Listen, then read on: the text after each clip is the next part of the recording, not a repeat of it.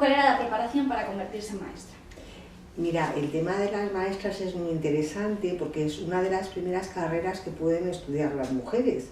Las mujeres no tenían acceso a estudios superiores y tanto el magisterio como la enfermería o estudiar para comadrona fueron las primeras profesiones que pudieron estudiar las mujeres. Y cuando llega la República, que es un momento muy emocionante para la historia de las mujeres, las maestras y los maestros van a tener la misma formación.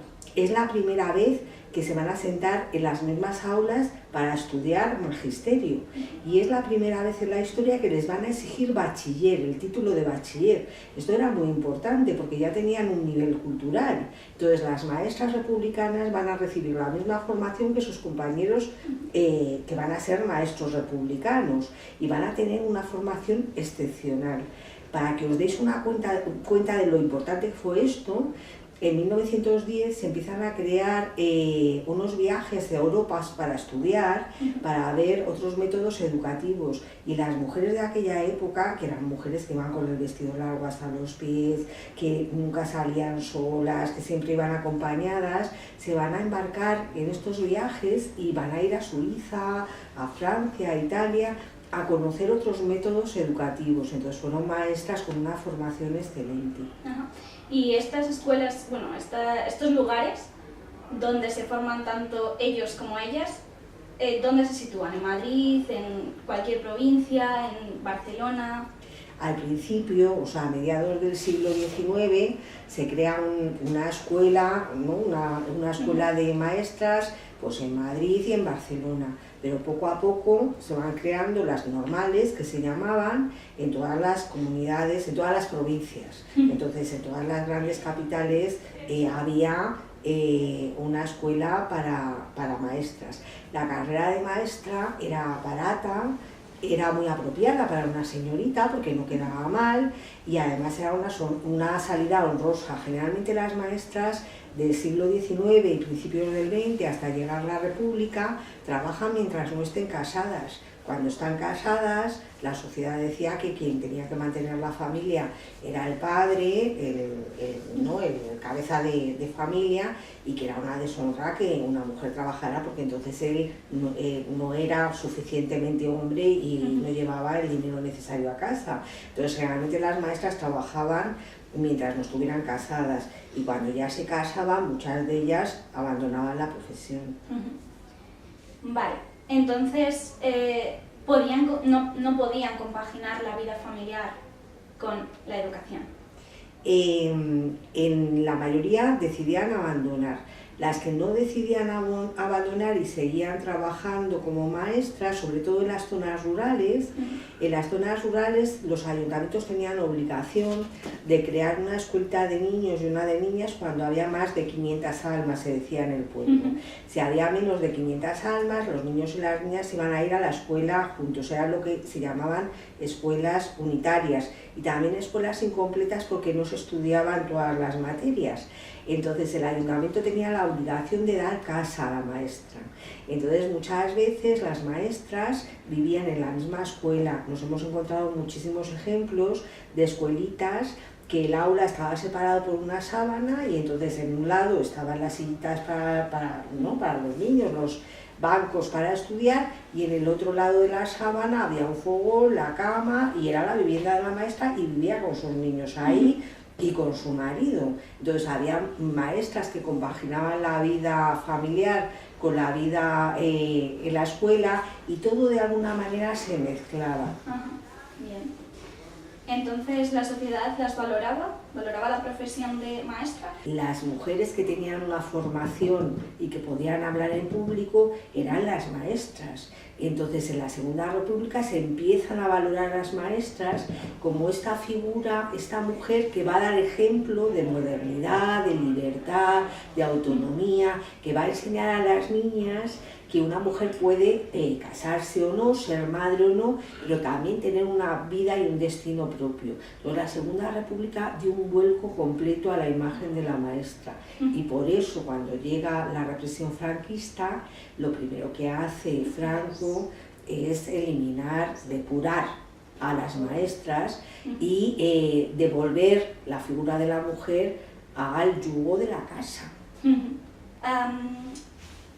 A los niños que no se portaban bien, que no hacían caso a las maestras, quizá un poco por esa figura de la madre como, o sea, la maestra como madre, ¿había algún tipo de castigo a los niños o no se seguía ese tipo de conductas? Y en el último tercio del siglo XIX, en toda Europa hay una corriente bellísima, que es la escuela nueva. Muchos filósofos, educadores, intelectuales empiezan a pensar que para que la humanidad pueda seguir adelante y podamos construir una sociedad mejor, la educación es la base. Y la educación se tiene que basar en el respeto al niño. Y el niño y la niña van a ser lo primero y lo más importante de la escuela. Y empiezan a introducirse metodologías basadas en el aire libre, en las excursiones, en la experimentación, pedagogías con imprentas para que los niños y las niñas se puedan expresar, y cambia completamente el concepto educativo de escuela. Fueron muy innovadores. En aquella época Montessori, Freinet, Dewey, o sea, aparecen figuras de Crowley, aparecen en modelos y metodologías que hoy son súper innovadoras, y ha pasado más de un siglo, o sea, modernísimas, y el castigo desaparece. Lo que se le pide a los niños y a las niñas, a los adolescentes, es razonar, que entiendan la ética, que sean dueños y dueñas de sus propios pensamientos, y el proceso de relaciones completamente diferente. En la República estos métodos van a ser muy importantes y las maestras van a ser muy innovadoras. Hablaban de amor en clase, hacían juegos. Para que os hagáis una idea, yo cuando he ido con las maestras de la República por toda España y me han contado muchísimas cosas, una de las cosas que me contaba un señor muy mayor, me decía: mira, cuando mi madre me quería castigar, me decía, hoy no vas a la escuela. Y yo es que me ponía fatal, porque lo mejor del mundo era ir a la escuela, porque era una maravilla. Entonces, lo de la letra con sangre entra cambió por otra relación, que era una relación donde el respeto al niño y a la niña era sagrado. Pero no solo el respeto, porque no le vamos a castigar, sino a las ideas, a la experiencia, a la motivación del niño y la niña. Pusieron en el centro de la educación el desarrollo integral, no solo intelectual, no solo la memoria de los niños y las niñas. Genial. Vale. Y ahora vamos a ver, ¿qué horario podían seguir estas maestras? Quiero decir, daban clases por las mañanas, eran un horario muy reducido. A ver, dependía de la zona rural o de las ciudades, porque o sea, el mundo en España de la Segunda República es un mundo mayoritariamente agrícola, y había, o sea, el mapa de España estaba lleno de aldeas, de pueblos donde no había luz, donde no había carreteras, donde era muy difícil llegar, donde no llegaba un periódico, y la gente nacía y moría. ¿Os acordáis de una canción de Serrat? Yo no sé por qué sois muy jóvenes, pero Serrat tiene una canción maravillosa que habla de un pueblo donde la gente nace, vive y muere en el mismo lugar. O sea, ir de un pueblo a otro ya les parecía que era un viaje increíble. Entonces, en los pueblos, los niños y las niñas tenían que ayudar para subsistir, porque la vida era completamente de subsistencia.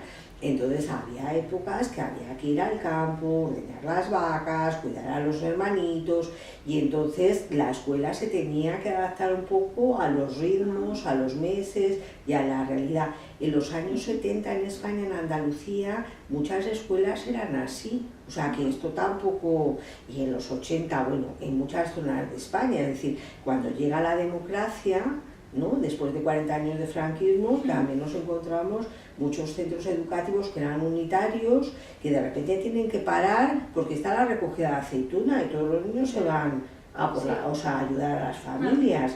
Entonces los horarios de las maestras eran unos horarios que se adaptaban a la realidad, y de los maestros rurales, de los ritmos que tenían las escuelas por necesidad. Y entonces eran parte de la vivencia de los pueblos. O sea, ellas no solo trabajaban dentro de la escuela, sino que eran las que hacían las cartas. Pues si tenías un novio en la ciudad te la redactaba y te la leía, porque la gente no sabía leer y escribir, las que ayudaban con cosas administrativas, las que echaban mano cuando había que hacer algún requisito para las familias, y formaban parte. O sea, la maestra era una figura, siempre tenían el nombre de doña. Me contaba un señor también muy gracioso en Extremadura, de una niña que era muy jovencita, que tenía 19 años, y decía, era pequeñita, pequeñita, pero nosotros le llamábamos Doña Concha, porque menudo carácter tenía.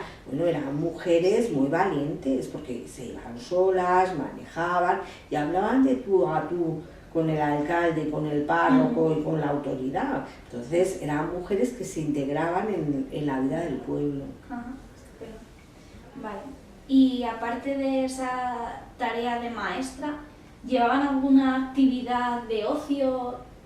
Todo, porque cuando llega a la República hay un periodista que se llama Luis Bello, que en los años anteriores a la República había recorrido toda España y escribía artículos sobre las escuelas que iba encontrando en todos los lugares. Y entonces hablaba Luis Bello de que las escuelas eran sitios completamente insalubres. O sea, que las escuelas eran sitios cerrados, llenos de humedad, sitios donde había chinches. O sea, que este era un sitio realmente terrible. Cuando llega la República se empieza a decentar la escuela, y una de las líneas pedagógicas de la escuela republicana, que venía de la escuela nueva de finales del siglo XIX y que continúa a principios del siglo XX, es la importancia de educar en el aire libre y en la experiencia. Entonces, porque vas a hacer una clase de biología hablando de plantas y las plantas las tienes fuera. Entonces las maestras organizaban excursiones, los maestros también, maestras y maestros, organizaban excursiones, organizaban recogidas de plantas, organizaban cuando podían visitas a la ciudad. O sea, hacían todo tipo de actividades para que el mundo de los niños y las niñas se ampliaran. Y entonces ellas intentaban de alguna manera revitalizar el mundo del entorno de la escuela. Una de las líneas muy importantes de la escuela republicana es el contacto con el medio. Y algo que era muy bonito es que no es lo mismo una escuela en la ciudad que una escuela en el mundo rural. Los niños y niñas del mundo rural, bueno, ¿os acordáis cuando decían los paletos, no? Sí. Pues la escuela republicana quiere que estén orgullosos del campo, del bosque, del trabajo que hacen sus padres y sus madres, que estén orgullosos de ser quien son en el mundo rural. Entonces, todas las actividades extraescolares que tienen que ver con el conocimiento del oficio que hacen en sus casas, ponerlo en valor, qué son las excursiones, qué es visitar el entorno, es fundamental. Y además las maestras republicanas formaban a las mujeres adultas, daban clase por la noche. Mientras les enseñaban a coser y a hacer patucos, las enseñaban nociones básicas para leer y para escribir, y también les hablaban de igualdad, porque ellas querían que las mujeres lograran tener autonomía, porque estaban, era una época donde la mujer tenía que obedecer en todo al marido o al padre. Sí, entonces básicamente toda su vida giraba en torno a la escuela. O sea, para las maestras republicanas la escuela era una forma de vivir. Cuando llegó el franquismo, cuando llegó la represión franquista, todas las maestras y maestros fueron depurados, se les apartaron del puesto de trabajo y tenían que demostrar que eran de las ideas imperantes para volver, y para hacerlo tenían que llevar una carta del cura o párroco, de una persona de probada solvencia moral, y además que ideológicamente estaban de acuerdo. Estas maestras que no pudieron volver a su sitio de trabajo continuaron, las que no fueron asesinadas, las que no fueron exiliadas o las que no fueron encarceladas.